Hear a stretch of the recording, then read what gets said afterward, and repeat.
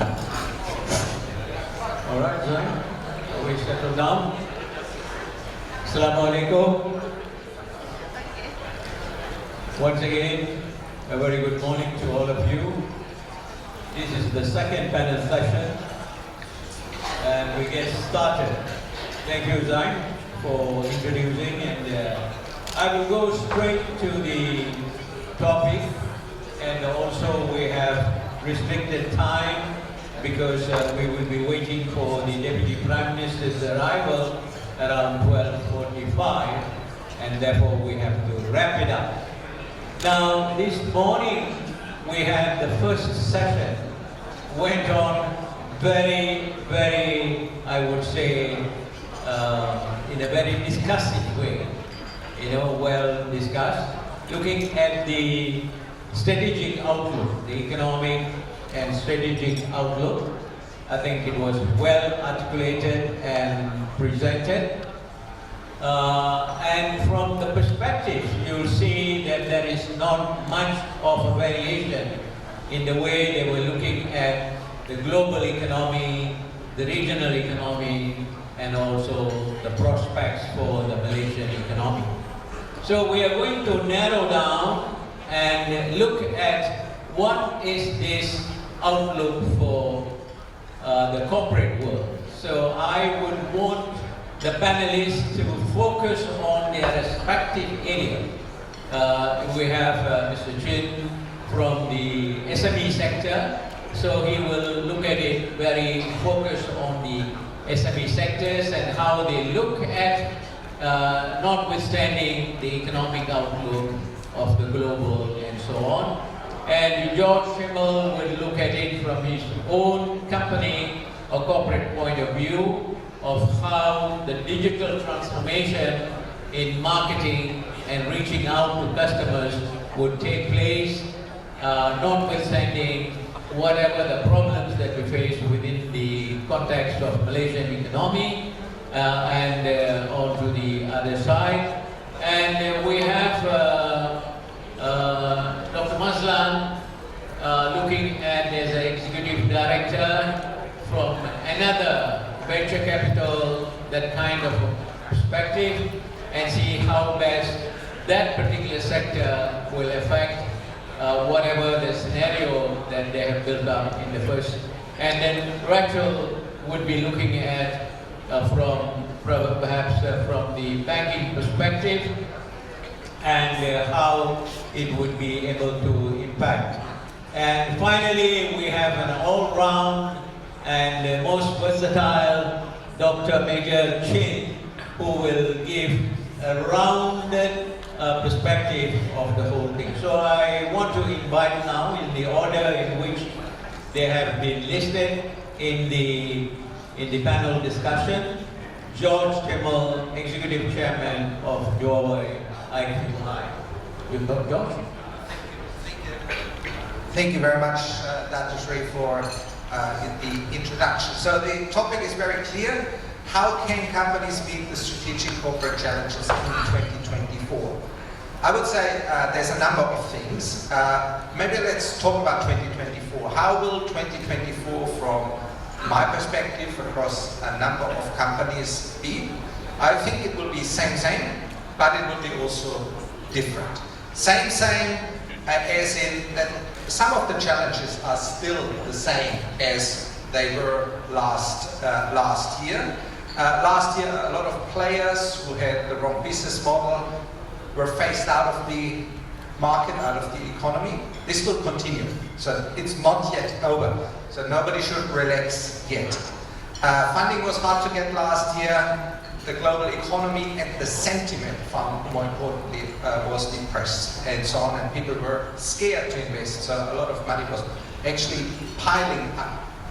I said same, but different. Different is there are a few macroeconomic events which can actually shake up everything. I mean, these are elections. We heard half of the population of the world will have elections of sorts. And number two is also the interest rates, in particular in the US. Many people say interest rates will go down, which will boost the share market, which will boost make funding more available, etc., etc. Having said all that, there's no guarantee that interest rates will go down. So let's not build a business on the hope of interest rates. Let's build a business on basics, on business basics, because there is absolutely no excuse. You can't blame politicians, you can't blame interest rates if your business doesn't work. If you're relying on these two factors, then probably you shouldn't be in business. And I'm sorry to be so outspoken, but I want to come across as arrogant. We're in Southeast Asia. We've got moderate interest rates, we've got the inflation under control, we've got a rising confidence, we've got private funding at a level which is pre-COVID, like 2017 level, and we have a lot of dry powder. What I mean is there's a lot of capital sitting there and waiting to invest into Southeast Asia. So what do you need to have in order to capture that?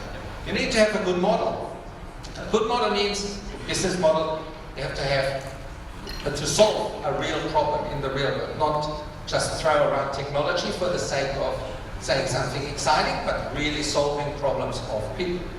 Number two is you need talent, and in Southeast Asia, at least to my experience, there is a lot of talent. Yes, sometimes it's good also to import further talents to increase and widen the base of talent, but I do believe a combination of upskilling as well as importing talent is absolutely the right way forward.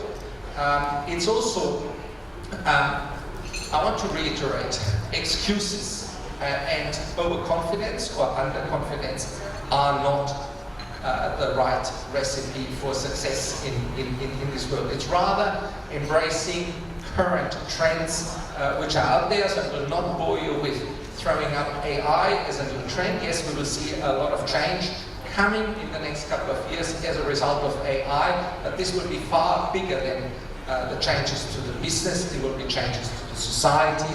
A lot of people will have less to do, potentially, while maintaining the same income, and that is never a good recipe, because nothing worse than bored people who have money. The other thing is ESG. Even if it's fading as a term, you don't hear it as much anymore, is still on the agenda. And all three elements of E, S, and G are actually factors which, when embraced by companies, the business. For example, G, good governance allows you to raise capital easier, because investors like lower risk or well risk managed businesses. S helps you also to widen the recruitment, and also digital inclusion widens the market, creates employment, and so on and so forth. I give you one example. In two businesses I'm involved in, over the last 4 years, we have effectively created 25,000 jobs. 25,000 jobs using the technology platform.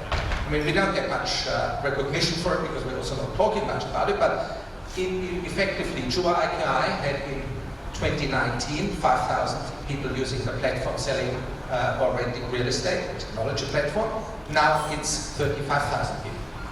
And the same is true in Example, which 4 years ago had only a handful of influencers working for it. It's an influencer platform, and now 20,000 influencer platforms. So this is a classic example of saying technology, being in the right business model, being in the right industry, actually allows you to make 2024 a successful year.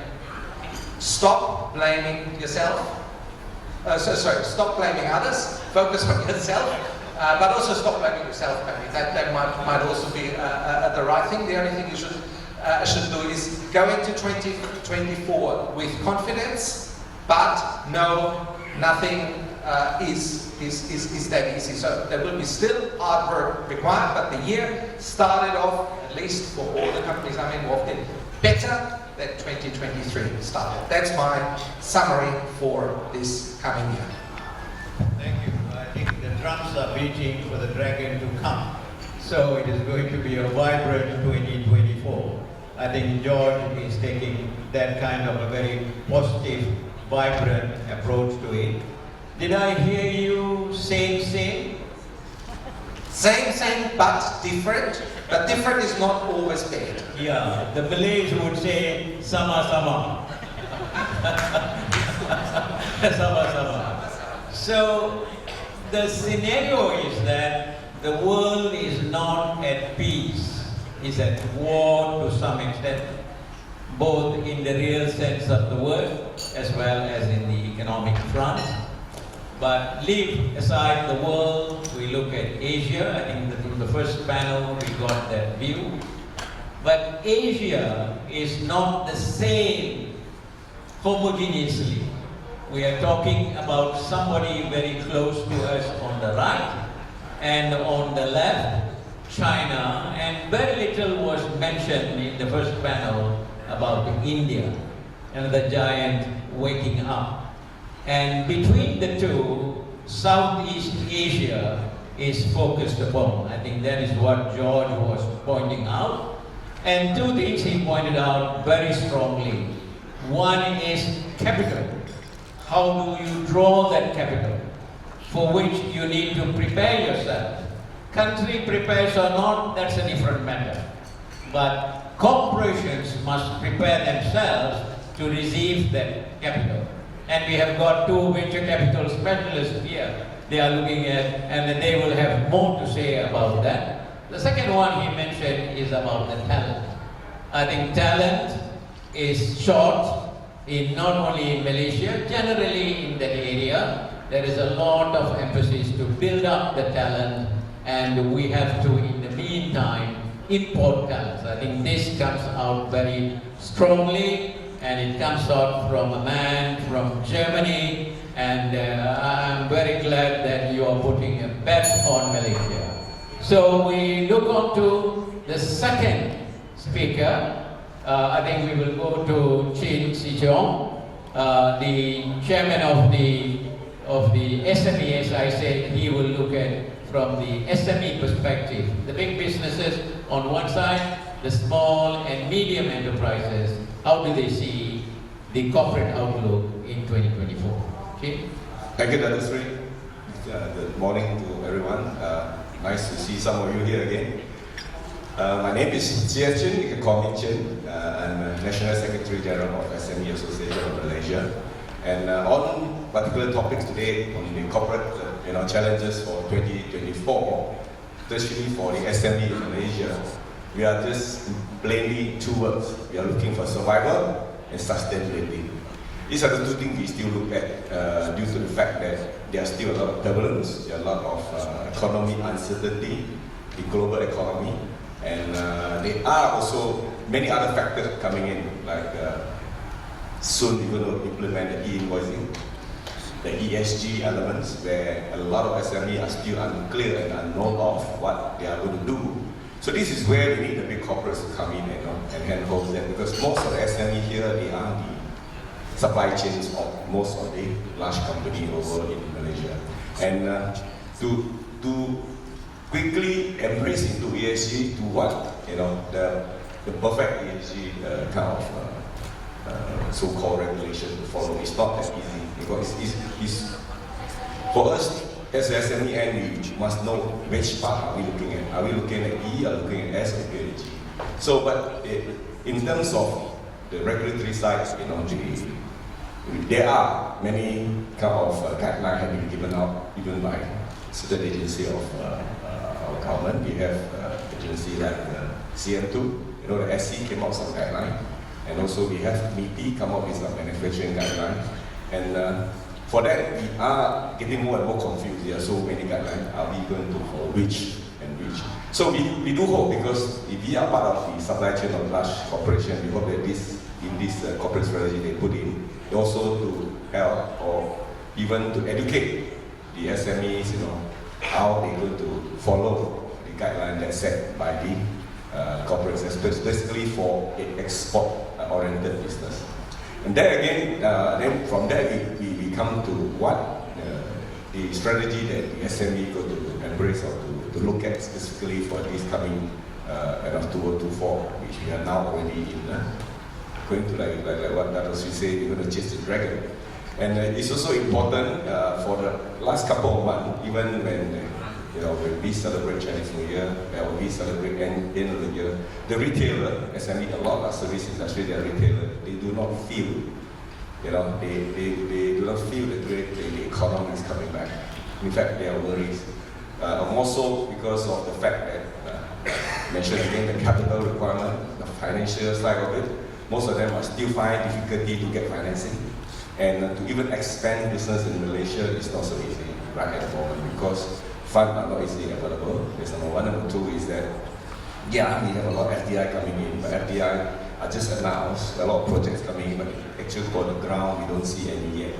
So we still feel that, for the first 6 months in 2024, we will really see decline even in our revenue or even our performance. This is what we are worrying about.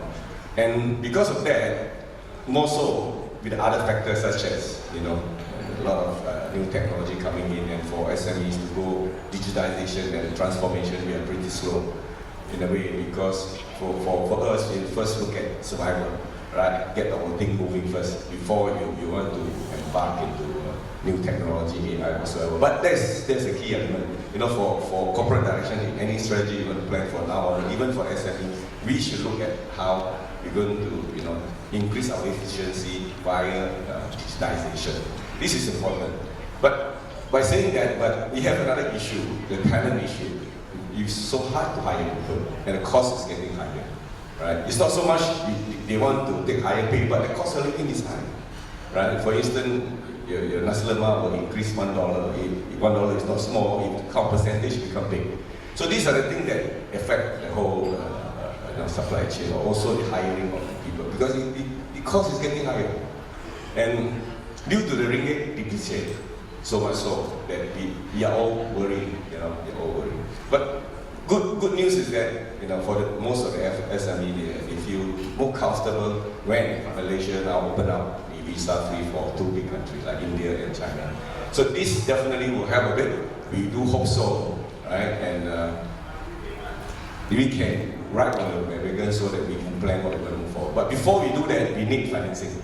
Right, financing is another issue, just how we spoke about with others as well as, the bank, through Bank Negara, they are prepared to give a lot of financing for the SMEs.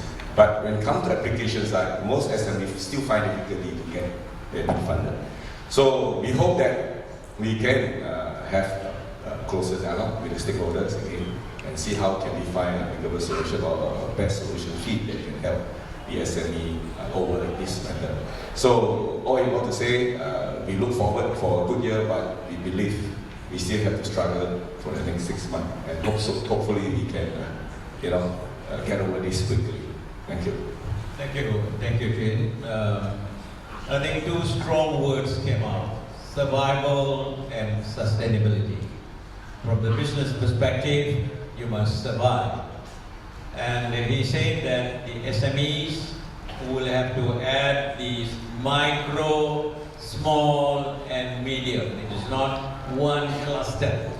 Maybe one cluster divided into many, and they've got their own individual problems. But broadly speaking, the SME sector looking at it positively.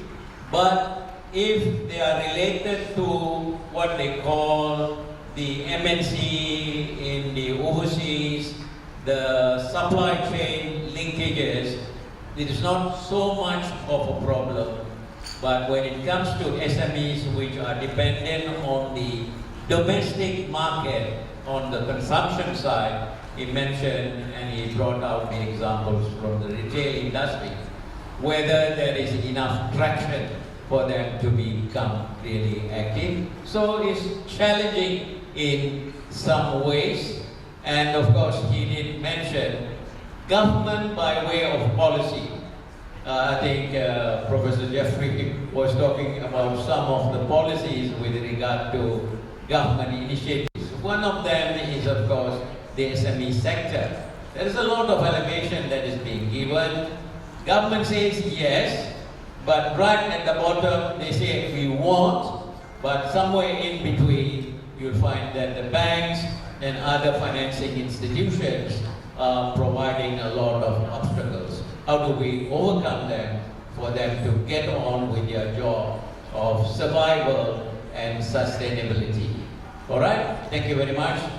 Jane. And then Haji Maslan, he would have a slightly different, perhaps, perspective, looking at it from the point of view of Richwood Ventures Berhad. Yes, Haji Maslan. Thank you, Dr. Sri. From my perspective in our corporate missions, our context setting for corporate economic outlook for this year is very simple. As long as we know that our mission for this year to achieve sustainability, then we can easily incorporate the first. Whatever that we do, we must have a striking balance between corporate mission and also social missions.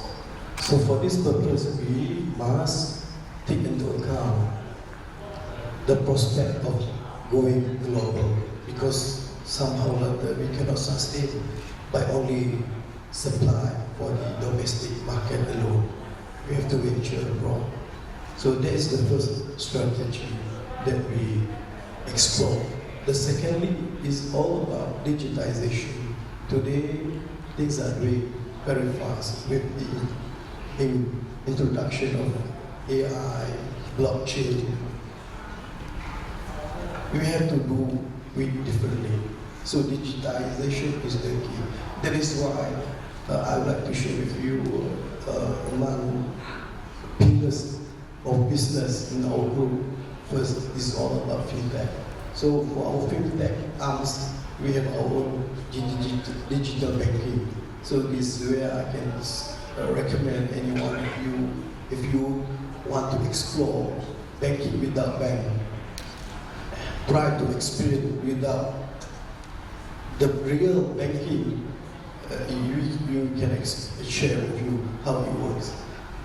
Important also today, like I mentioned earlier, you have to strike a balance between corporate and social. So this is where I think we have been speaking about this subject for quite some time, that we envision to create the first Wakaf bank digital. So the word that I would like to introduce today is Wakaf. Wakaf is like endowment. So Wakaf is basically whatever that we do, we always put priority how we can serve others. How we can serve others, not only human beings, how we can serve our planet, how we can serve our plantation animals, so on and so forth, because they have the right to be treated fairly. So for this reason, in our group of company, we started having Wakaf ecosystem, Wakaf economy, right from the banking and finance. Yes, we provide capital using Wakaf platform, model Wakaf, right through digitization technology, and also, of course, we are talking about the whole ecosystem that require development, yes, development, and so on and so forth. So, for this,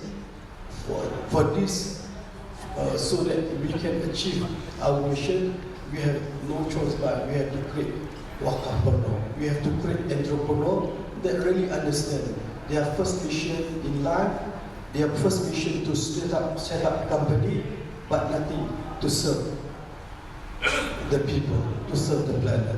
So this is the Wakafpreneur that we have created. So we have currently about 5,000 Wakafpreneur throughout Malaysia.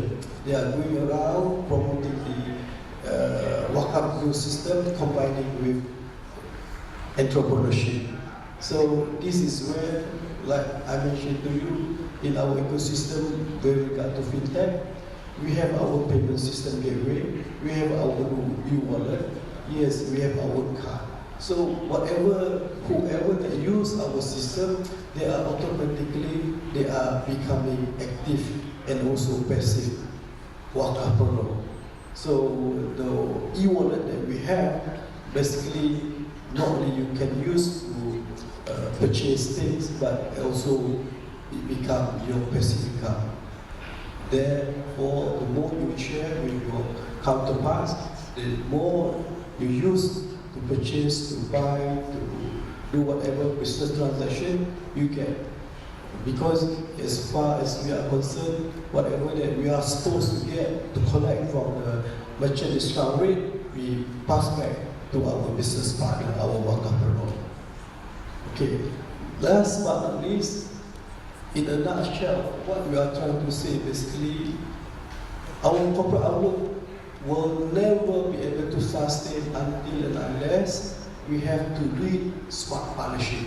This is where I would like to encourage, we cannot work in silo anymore. We have to work with the government of the day, with the federal, with the state, with the private, with GLC, with academia, of course, with public at large, public-private partnership. So smart partnership means no one left behind. No one is less important than the other component. That's smart partnership, is what we call Jemaah, right? And then secondly, this is my expertise. Of course, I was with Central Bank of Malaysia for more than 20 over years. But those days, people know me, Mazlan, the bad boy. Why? Because I was last time head of enforcement department. I go out, people know, if they see Mazlan, me, tangkap orang. I'll put them in jail because, those days, yes, people call me bad boy. But today, no more bad boy image. Now people know me as one company. But I'm still advisor, by the way, advisor for MACC.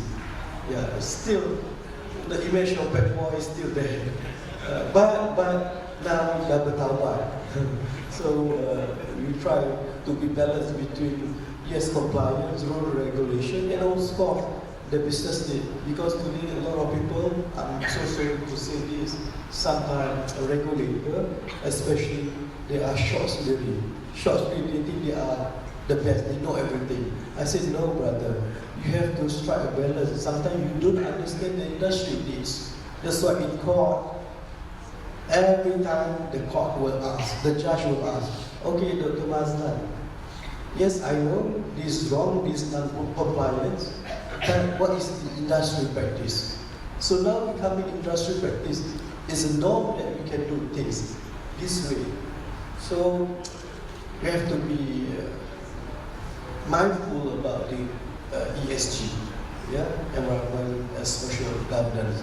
Yes, I would say, yes, while we can see that a lot of potential for the business to come, but at the same time, yes, the governance part, the compliance part, we have to be strengthened in our group as well. This is where we have all kind of product, services, training that we can share with all the audience. One of the product that we develop ourselves is tablet.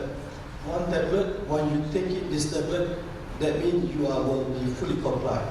That means as a board of director, when you take this tablet, then you can simply say, if any enforcement come to you, or any ACC come to you, say, we are fully educated, measured, so you will be protected. So this is where I think very important. So on the monetization, yes, today, even by Negara, we are talking about social finance landscape. So we are talking about bank wakaf, we are talking about social finance, we are talking about green finance. So we have a lot of opportunity to discuss this in different forums. But enough to say this, yes, in Malaysia in particular, we are not short of social finance platform. The fund ever ready. So anybody that requires some fund, especially for social program, social project, yes, it is ready. It is ready. So monetization means you must know how to financial engineer your project, your company, so that you can easily attract social finance coming to you. Last but not least, it's all about captive. You see, we always look down on ourselves. We say, oh, our people don't have the expertise, we don't have enough talent, we don't know how to operate certain system, only system available overseas. This is not right. So captive means always look internal. There are so many people, there are so many experts, there are so many talent available for you to leverage upon. So get together. So I believe this is one of the reasons why we have the SI forum from time to time, is basically to captive the talent, so that this is where the pool of resources available to be used and leveraged by others. With that, thank you. Thank you, Dr. Kajin Baslan. Again, it comes back to these two keywords, repeated, sustainability and survival, with a slight variation from his Richwood Ventures perspective and the type of business that he's promoting, certain kind of social inclusiveness, fintech, digital platforms and so on. He says that our vision is very clear. We know what the headwinds are. So once we predict the headwinds, we are able to sail through in the sea or in the air. I think two key takeaways coming from there is going global. When you start something, whether it is a product or a service or something innovation like fintech, don't think only for your country or your own sector or your own segment. You have to look at it globally, going global. I think this perspective comes out. And very interesting, he says that banking without going to a bank. Now this might be really a mind-boggling exercise for you. What do you mean? We know all life we have been going to a bank. Now doing banking without a bank, it is like an EV car now.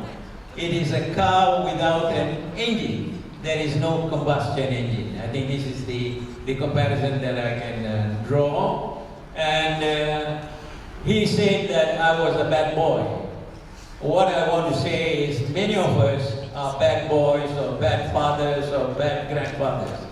We do this, spank them or do whatever we want to do for your own good. So what you did and what they call you bad boy is not really bad. It is for their own good. So you're doing a lot of good now.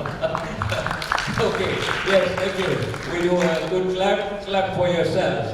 We do anything that is not nice, not because we want to do, but we love you more, including wife. Okay, so now we have Ms. Rachel, also in RHL Ventures, and probably she would be giving a different kind of perspective from what Haji Maslan was doing in Rachel. Hi, my name is Rachel Lau. I run RHL Ventures. We're one of the largest venture capital in Malaysia. We've got about $1 billion of asset under management. We typically invest in Southeast Asia. We're predominantly in Malaysia, but 30% of our AUM actually comes from mostly North Asia, and the rest of it is 20% for Malaysia, and then the others is the rest of the world. Fourth quarter last year, we saw an uptick in terms of activities, which means we've had multiple exits in terms of our investments. We've had one company that listed on the Nasdaq for about $400 million US. We've got a company that was being sold by another, was sold to another competitor at a significant higher premium.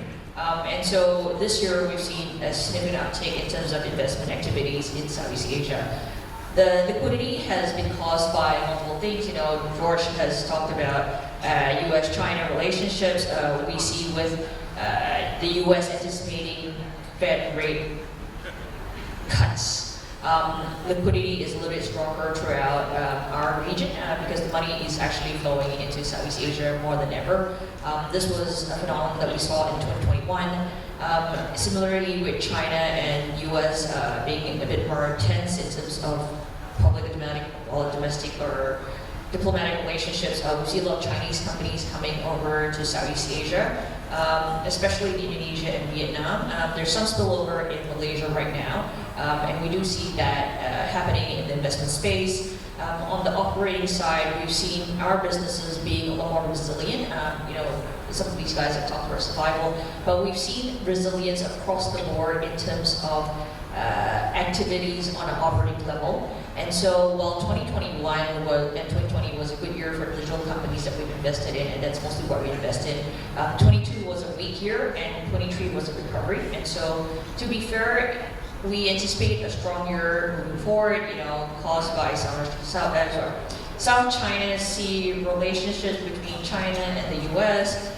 We see hot money coming from the US and Europe right now. We've seen a lot more people bullish in Southeast Asia, given that there's really not that many bright spots in the world, especially with the wars in multiple regions and multiple countries. We also see that with the younger demographics being a bit more digital and embracing innovation and fast-growing businesses, we've seen that happening a lot more in the last 12 months and prior to that in 2020 and 2021. So I think overall, for RHL, we're a lot more bullish than probably a lot of the panelists here. Another point that I wanted to touch on is talent. I came back in 2017 after working in New York and Hong Kong for 10 years, and prior to that I was in school overseas. It's changed quite a bit, and you've seen the country developing in a very progressive and sustainable manner, which again, a lot of people have been critical about the country. But again, the pace of change has been a lot faster than what we anticipated. Again, because China-US relationship means that a lot of foreigners have came to this part of the world, and so talent are moving back. My sisters are thinking about moving back more because there's actually opportunities here versus just opportunities in London and Sydney and New York where we were. And these are all in the tech space, which again, a lot of people don't talk about. We typically invest in chips, e-commerce, alternative protein, so things that are really far-fetched in terms of everyday's mind, but has been extremely helpful in carving out a new way forward for Malaysia. And so, again, to wrap it up quickly, I think talent are abundant. I think where it is there hasn't been as much exposure and experience that is given to the younger demographic. And so while inflation is happening, I think it's a good thing because that also means that the younger people from overseas want to come back. I used to work in the US, and if you're looking at a US dollar to ringgit, you're talking about 4.5 times or 5 times. It's actually more feasible to be overseas and staying there versus wanting to come back to this part of the world. I think with inflation and minimum wage increases, I think overall that's a good thing for the economy because I think people need to have higher disposable income before they can spend more money in this part of the world. And also, it also means that we're a lot more competitive with the rest of the world. And so I think for us, we're pretty bullish Southeast Asia right now, especially Malaysia. The domestic growth in Malaysia this year, last year, even the year before, it has been phenomenal if you compare it to the rest of the world, right? And so I think there's plenty of reasons to be bullish and hopeful about the future. And so I'll probably end it over there.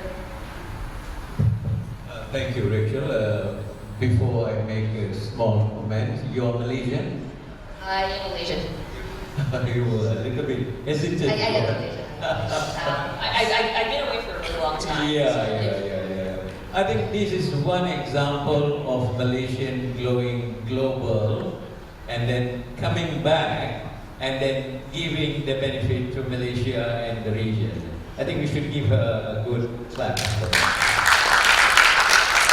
Because many Malaysians who go, they forget about their roots and then they seem to be saying a few things which is not positive about Malaysia as well. I think we have to move away from that scene.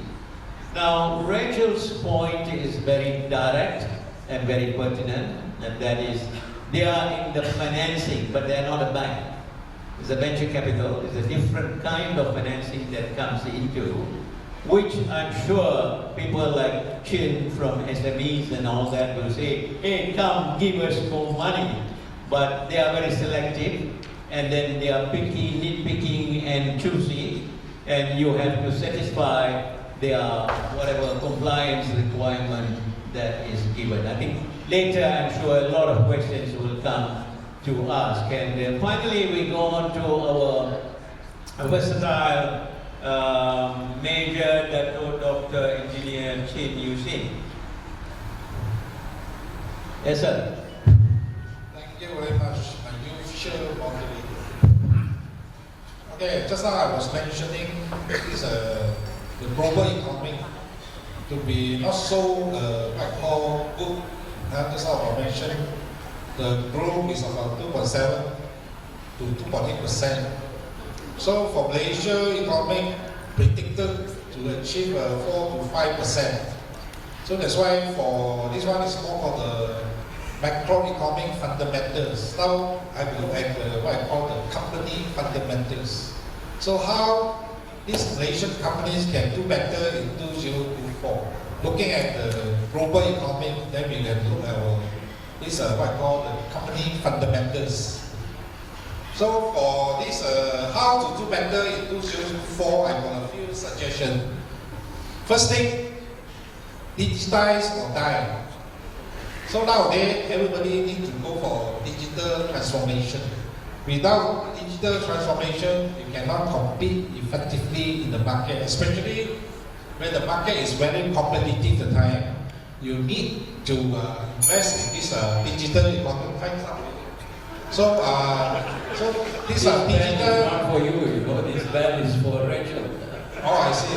So come a bit slow motion. So that's why digitize is very important because a lot of repetitive works can be digitized, and also you can serve your customer better by linking your digital technologies with the customer. So this you can provide fast service. So I say first thing you have to digitize or die, very important. Secondly, we have to focus on the customer, what I call the customer centric, because customers are the people that really give us a benefit or for the reason for a company to survive. Without customer, no company can survive. That's why this marketing is very important. Without a good marketing team, the company cannot survive. So this customer focus is very important because customer is supposed to be what we say, number one is customer, second also customer, third also customer. Because without customer, no company can survive, no matter how big you are. So that's why customer focus is very important, especially when the economy is not doing very well. Global economy, I mean, Malaysia supposed to be doing quite okay because we are in the Asian countries. But also, China is the economy also, it depends a lot on China economy. China economy also expected to achieve most of 5%. So we export a lot of goods to China, these electronic products, electrical products, and these are palm oil, natural resources. That's why China not doing so well, we cannot export so many goods to them. So that's why we have to provide more attention to our customer. This is the second thing. Third one is what I call the adaptations, or what I call innovate or die. For a company, you have to adapt to the environment, the changing environment.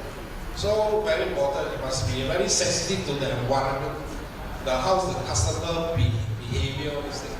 So because you don't know about this thing, you cannot adapt to the market, then you will face off.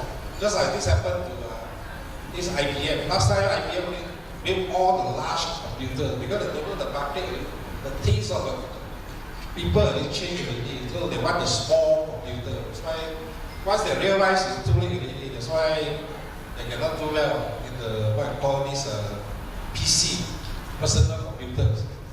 This Apple, all these other computer companies are doing well because they are sort of not sensitive to the market. I mean, you cannot adapt to the market fast. That's why you have to innovate or die. Just now, digitize or die. This one, innovate or die. This is very important.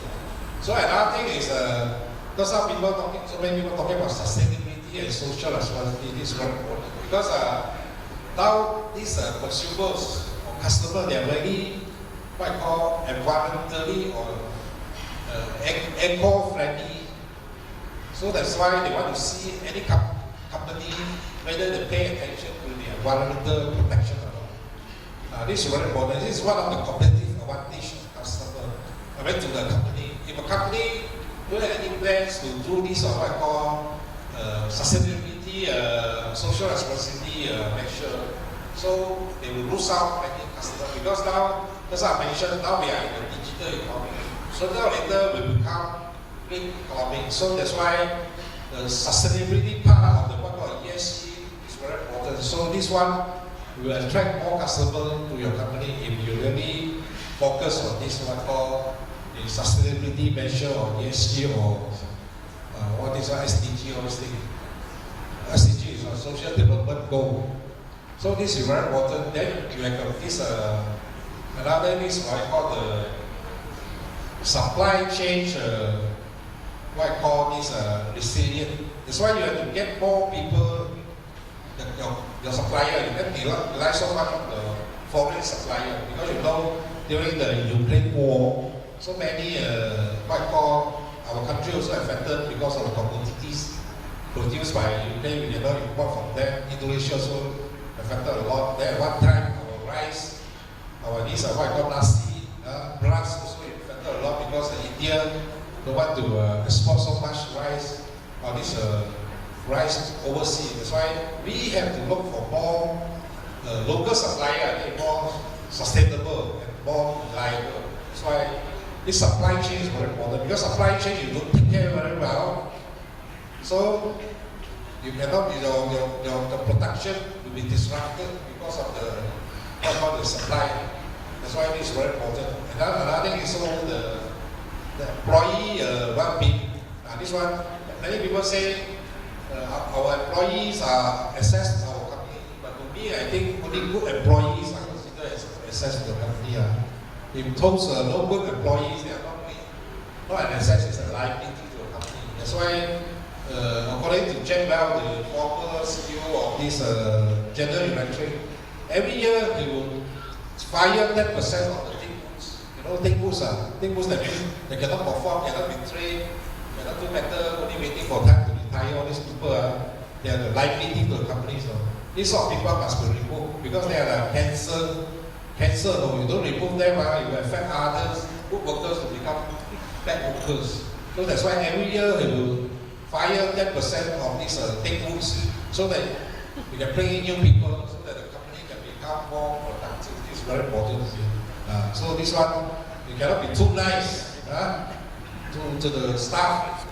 That's why you want to see improve the productivity of the company. This sort of measure, I mean, it's not like Maslan saying it's a dog food boiler. That's why, as an HR manager or HR director, something you have to do in order for the overall performance of the company. This is one thing. Another thing is you have to as a company, you have to collaborate and build partnership with others companies like those in the similar industry, those new startup or industry leaders, or even your competitors. You have to collaborate with them to achieve a win-win situation. Because for Asian country, we can achieve a win-win situation. For Americans or Western country, a bit difficult because the corporate mentality, you see. So either you survive or die. Very difficult to cooperate, but for Asian countries, because of Asian culture, I think we believe in a win-win situation. We still can cooperate with our what I call competitors to do some business. Like Japan, you see, last time so many consortium they formed to build our KL International Airport. So they join with local or join with their own competitors. So I think this is a very good culture. So that not necessarily your competitors are your rivals. You can be your friends also. Because business is supposed to go for mutual benefits. There's no such thing as enemies or nothing. There's no permanent friends or permanent enemies. Business and politics also the same. So this is very important. Another thing also, we have to go for some market research and the competitive analysis. This is very important. A lot of people expect to certain new business never do any market research. They see people doing well, everyone jump to the bandwagon and think they can make money. But this sort of company cannot survive long because they don't have any market research. Don't know what the market wants. Also, they see people making these things and make money. Everybody got to do it. So this is not a long-term business. That's why for a business, the market research must be done periodically also. Not only when you go into the new business, even your old business, you have to do the market research to find out the evolving changes of his customer taste and their customer preferences. This is very important. We must be able to meet their what I call requirements, to satisfy their requirements. If not, you will face out. This is not the anticipations of what the customer wants, but I think anticipation is not good enough. We have to create the needs of the customer for our products. That is very important. It's very important. So you must create certain products that the market will need, and so that you can expand your business better. You have to create the needs. Not only wait for the customer to buy a product, you must be able to create certain needs so that the customer will buy a product. That is the highest form of marketing. So, other this, we have this what I call the digital privacy and digital what I call security, very important, because nowadays we use a lot of these what I call digital technologies. So you need to get the data from the customers. For the big data, big data, how this Jack Ma, this Alibaba, Jingdong, all these things very well, because they got all the data from the customer, the big data. That's why in order to give confidence to your customer, you must be able to tell them that the data I got from you is very secure. This is very important. Data security and privacy. This one will help your company to get more customers. Because you can give people more confidence. They can share with you what I call the information on the personal data. So another one is about this financial planning and risk management.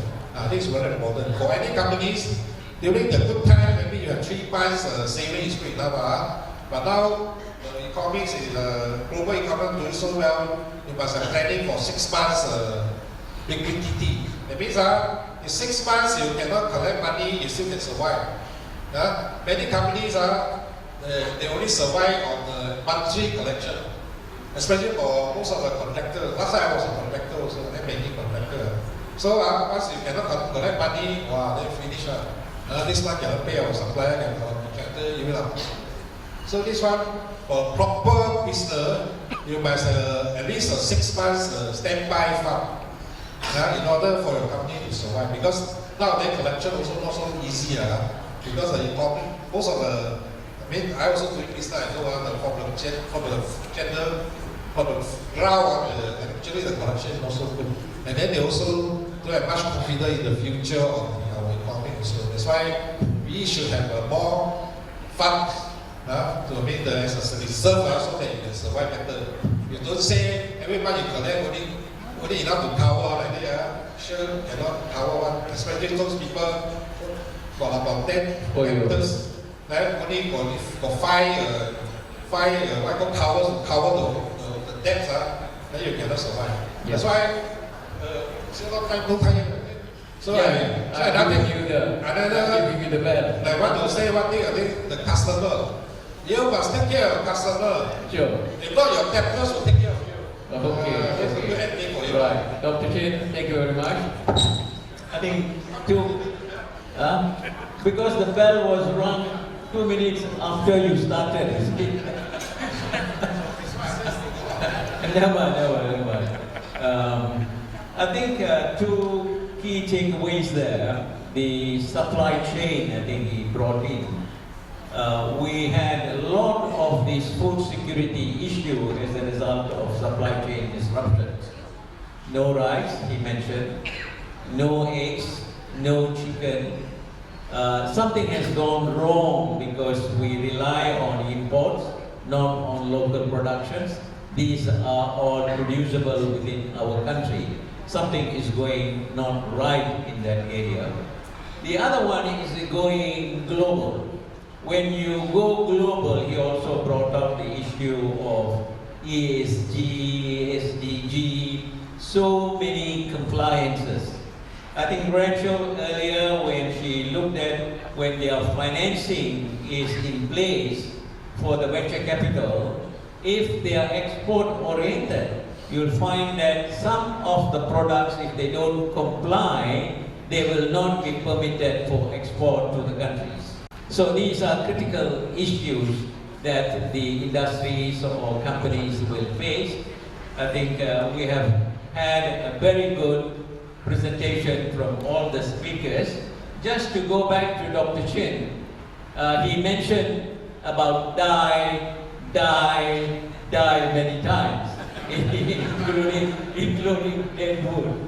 Innovation or die, innovation or perish. I think if I'm not mistaken, it's Schumpeter in his book, he mentioned about innovate or perish. And then you talk about digitalize or die. What I want to say is, when you die, they'll bring you back in the form of a hologram. Reincarnation. It's not reincarnation, it's a hologram, you know. They can bring back the thing. With that, now we quickly go on to members in the audience to ask any questions to any one of them, or generally you can put questions and I will ask them to give you a reply. Otherwise, you can make very quick comments on some of the issues. Bearing in mind the global issue very well discussed in the first panel, so don't bring the global issues or the economic outlook. Look at the corporate outlook. What are the specific problems that your own company or your own corporate sector is facing? Any takers? First, put up your hand, come forward to the microphone, say who you are, which company or which sector you are representing, and then over to you, very briefly, your question or your comment. That's a bit strange. Anybody? All right, it's all hungry, is it? Lunchtime. Yes, please. Yeah. Sarawak, is it? I'm Alex. I'm from Sarawak Metro, part of the SADC Sarawak group. I wanted to ask this question in the morning when I didn't get a chance, but probably I can ask this panel. My question is about artificial intelligence. We were hearing a lot about it in 2023, about this time last year, but we haven't really felt it in everyday life yet. So in 2024, is it going to be the year of AI? Is it going to solve the problems of small businesses? Is it going to solve all our problems? So is it going to be, or is it going to be 2025 and 2026? Good. Alex, your name also has got an A there. So, any takers on the AI's impact generally in the business and how it is going to be looked at within what time frame? Any takers? Yeah, okay. Okay. No. In the digital man. There's two parts to it. One is when it comes to valuations. For example, just look at Microsoft, $3 trillion market cap. Valuations are very much favoring AI at this moment. Number two is your question about why did we hear more about it and so on. It is actually everywhere. I mean, you would be surprised where AI is in your daily life. Think of the new Samsung phone, for example, which just came out and so on. Now, the only thing about AI, it is not new. I know I look very young, but I studied 30 years ago computer science, and I actually did my master's thesis on AI back then. It was just called differently, but it is exactly the same, just on very basic technology. So there will be more and more of it. The interesting thing is we will feel the impact more and more. So we are already seeing that AI enables people to enlarge their power or their footprint or their impact much more. It actually allows companies to be faster than other companies and so on and so forth. You will see more of it, and just look up. It is in front of you in your phone, and it's unavoidable. It has very positive benefits, and I like what Dr. Maslan said about the back of entrepreneur.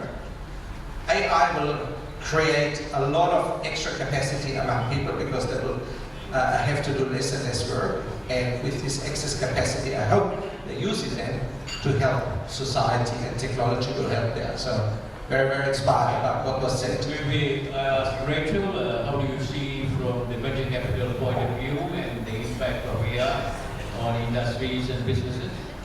I think George has touched on a good point, right? It is already part of our everyday life. We do see that more and more prevalent in terms of technology coming in. I'd say in Malaysia or Southeast Asia, we haven't been so advanced in terms of investing and also using AI. But I came back from China 2 months ago.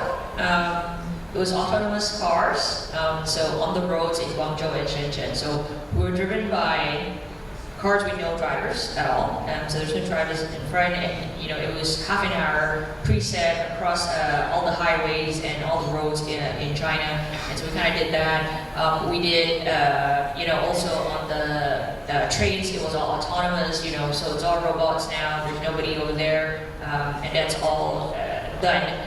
We were in Huawei, and basically, between ports, education centers, mines, it's all automated at this point. So when you go into, we went in and there was a display and a big monitor, and they said, hey, we're looking at Shenzhen right now, and I said, okay. They said, pick a street. I picked a street. It zoomed all the way in, and they said, hey, there's a overflowing of trash. Do you want to pick it up? And I said, okay. And so we kind of pressed a couple of buttons. There was sure enough, and again, I don't know whether this is recorded or not, but let's assume it's not and it's real. The robot came, emptied out the trash, and there you go. And again, everything is already there in China, and it's way more advanced than the US because the US has been hampered by regulations.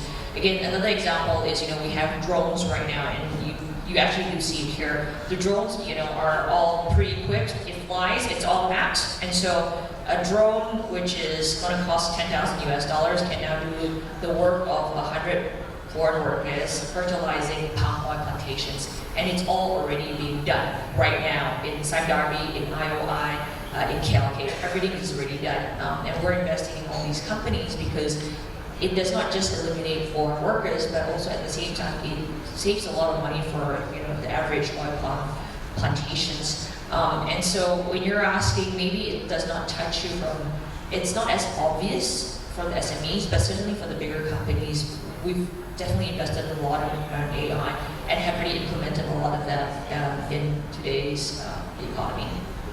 Thank you. Dr. Chen, I think you were prompted just now. Quickly. Okay, I talk this one more on the productivity of a company. Because AI can sort of automate many processes, manufacturing processes. So this one, you can improve the productivity and the efficiency of your production.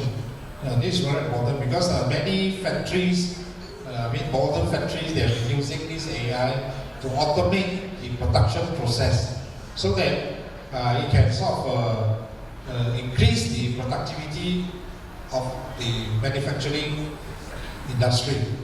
This is very important. Of course, talk about this, AI is one of the things many companies, whether you like it or not, you have to implement because if not, you will be phased out eventually. Because nowadays, you want to get labor is very difficult. So that's why the one way to save, the what called the engagement of so many laborers, you have to go for AI. Like this, China, the BYD, they already automate the whole vehicles. They can go for autopilot also because of AI. Without AI, you can't do that. And then the AI in a way also generate many scammers.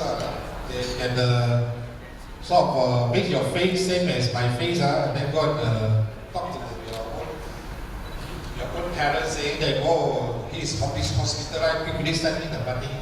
This one is the bad side of AI. Okay. This one is part of the what call it any things. There are always good things and bad things. This one we have to really be careful because of the Thank we have 5 minutes. I want to give 1 minute to Chin and 1 minute to Kadimasla.